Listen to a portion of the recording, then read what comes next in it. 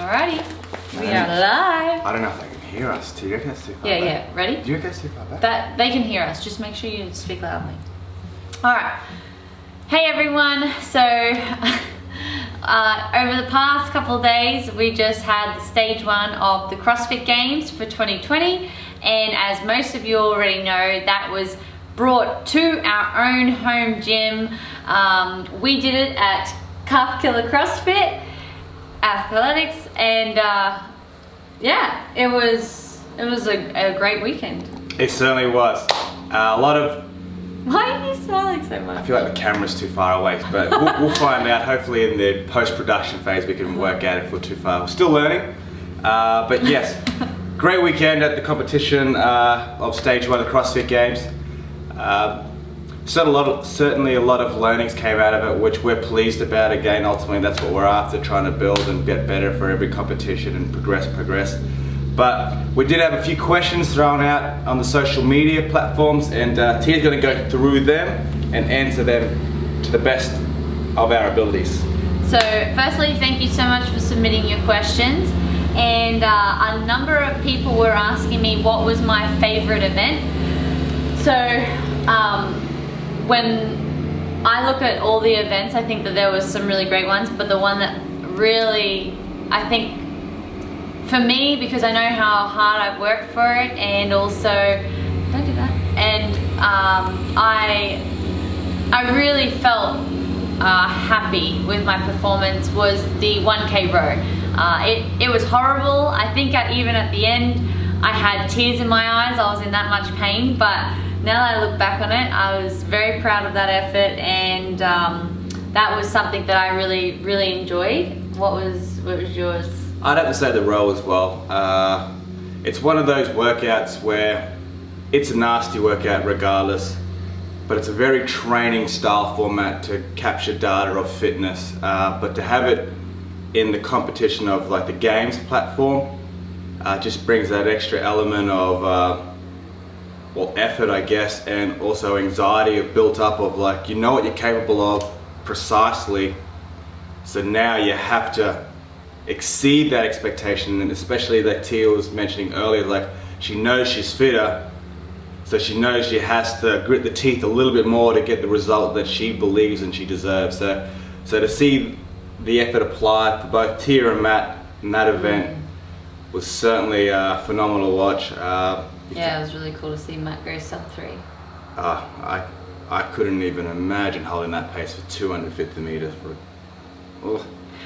But I think also I did that workout. So once it was announced, I was pumped, and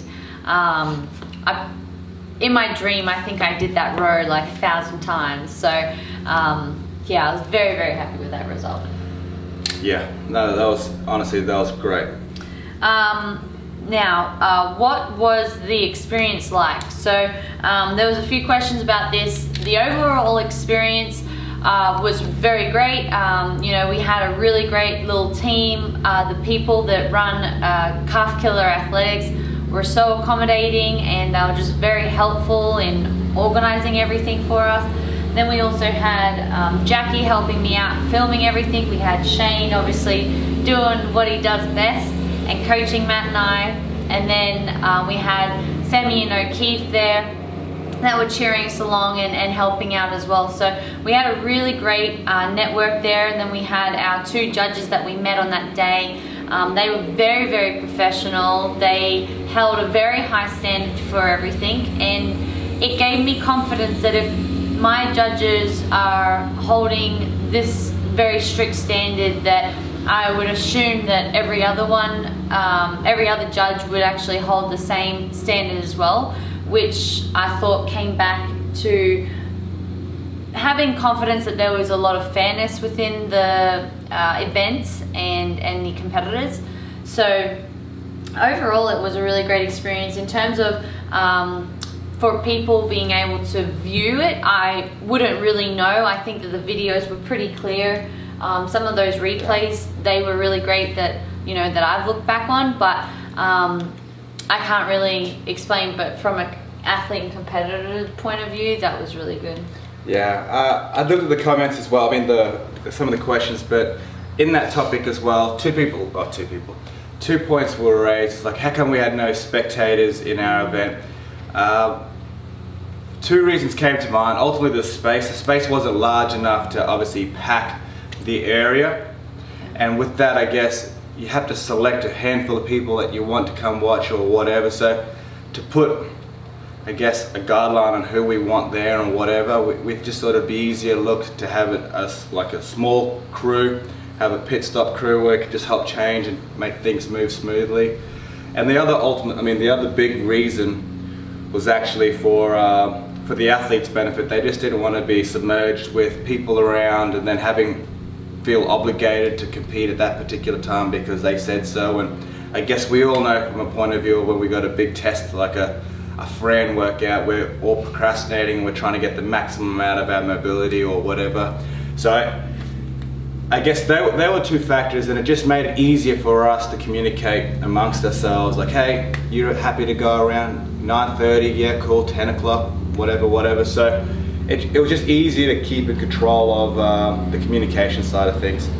And I think it's also fair, you know, you can't say yes to some people and no to others. Yeah. So, you know, once we made that decision that there could be no spectators aside from people that were physically helping us get ready and prepared, it's better to be consistent, and I think that's fair at the end of the day.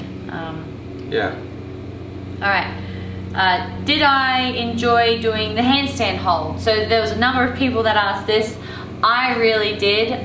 This is something, I'm not a gymnast. I don't have a lot of experience with that. And when I look back on what I have done, because this is something that we have tapped into through training, through warm-ups and accessories, and played around with. So when I look back since, 2014, where I could barely hold anything on my hands, I've really progressed a long way. And, you know, I'm very, very happy with that. So the fact that we were able to test that was actually really cool. And I thought what was quite fascinating, and we're bringing back or starting to talk about this 10,000 hour rule. You could really see the benefit of being a gymnast and having that time spent upside down on your hands. It did for the athletes that have grown up doing stuff like that. So it just really emphasized how important, you know, if you really want to be good at something, you have to put in the hours and the hard work for that. And I thought that was a huge, it just was a very noticeable thing when you seen the athletes that did that. Yeah, I agree. I thought that was one of those workouts where it's not necessarily a curveball, but it's more tailored to the specialized in the field. I mean, kudos to them, you know, like you'll see over the years that specialized workout in the CrossFit Games will vary to some degree, and hopefully sometimes the chips just land in your lap and you just got to run with it. So a great test. We were happy with it. Matt did really well in that one. Cool, on to the next. And speaking on to the next, a couple of questions was, what is next for us? Like what, right now? Well, so I would assume it's like, you know, what's next for you guys? So for those that aren't very familiar with it, now we are going to the CrossFit Games at the ranch Stage in 2. 4 weeks time. 4 weeks time. So it's literally get back into the gym and start training. I know that we have lots to work on, and I'm really looking forward to it. It's going to be a brutal next couple of weeks. Yeah, so like Tia said, short turnaround. We got 4 weeks, 1 week in Carson. Oh, sorry, is it Carson? No, it's in California. It's at the ranch, which is a lot further north. Yeah, so the ranch, yeah. So we've got a week there. We want to acclimate. We also want to quarantine ourselves, make sure that we fit under all the requirements for COVID. So there's a week there, and that'll be our taper phase. We've also got a handful of days right now of just staying low, resting the joints. Not that we had any injuries or anything like that, which is tap wood as well, but it's just reset hormonally, get that sleep back in, get some good nutrition, get back into some regulation of nutrition and hydration, get all them back to level, and then boom, we're going to hit it hard for about 10 days. I'm excited for that phase. Tia's excited for that phase. Let's just say this is where we thrive. This is where our relationship gets tested. But guys, what I do want to say is if you could leave a comment of your favorite event down below and why, we would love to see what that's about. It doesn't necessarily have to be about me or Tia, but anything you would like, we would love to read about them. And again, I also noticed a few familiar names from the comments below, messaging in the CrossFit Games platforms and on their YouTube channel, and wishing Tia luck or congratulating or giving some form of positive feedback. Guys, we appreciate it thoroughly. We genuinely are thankful for what this channel has provided for us, especially for myself. Very fortunate to have you guys supporting us. But until next time, guys, all the best. Like and subscribe, do all the good stuff for us. And Tia, sign us off. Thanks so much for the support, guys. You know, you guys are why we do this. So thank you. Do the YouTube thing. We do the fitness thing for another reason, but we do the YouTube thing for you. Okay. All right. Bye, guys. Bye, guys. Until next time. Until next time.